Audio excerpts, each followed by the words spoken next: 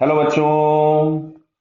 यहां लिखा है two different masses are connected to the light and inextensible string as shown in the figure.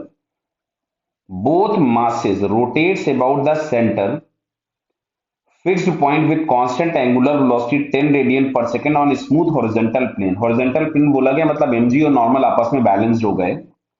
Find the ratio of tension T1 and T2 in the string. Clear. T1 दिया है पहले वाली string में और T2 दिया है दूसरे string में. मास M1 M2 R1 R2 आपको गिवन है. तो देखो बेटा, सबसे पहले अगर इसका हम फ्री बॉडी डायग्राम बनाए M2 का, तो इस पे एक टेंशन लग रहा होगा T2 सेंटर की तरफ में, जो कि इसको सेंट्रीपिटल प्रोवाइड कराएगा.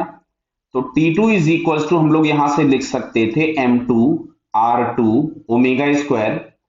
M2 की वैल्यू पुट कर देते हैं जो कि 1 दी गई है.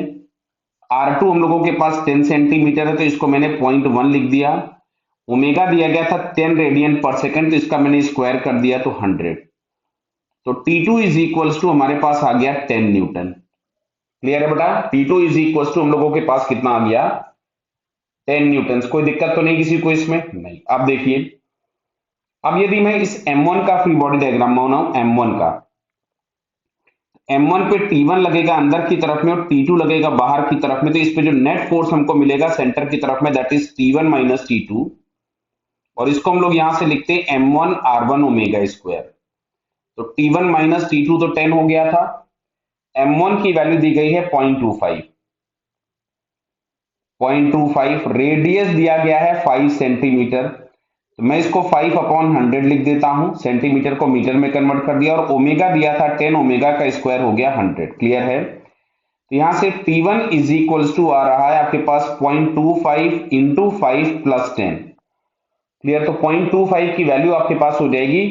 तो ये फाइनली इसको हमने सॉल्व किया तो ये हम लोगों के पास मिलेगा 11.25 न्यूटन. ये मिल गया T1. क्लियर है बेटा. तो T1 की वैल्यू हम लोगों के पास आ गई 11.25 और आपसे पूछा है find the value of T1 upon T2. तो अब अगर हम लोग यहां से निकालते हैं T1 अपॉन T2, तो T1 इज इक्वल्स टू आपको मिला था 11.25 डिवाइडेड बाई 10. तो ये हम लोगों के पास आ जाएगा 1.125. क्लियर बेटा. समझ में बात आई सभी को? ओके. All the best.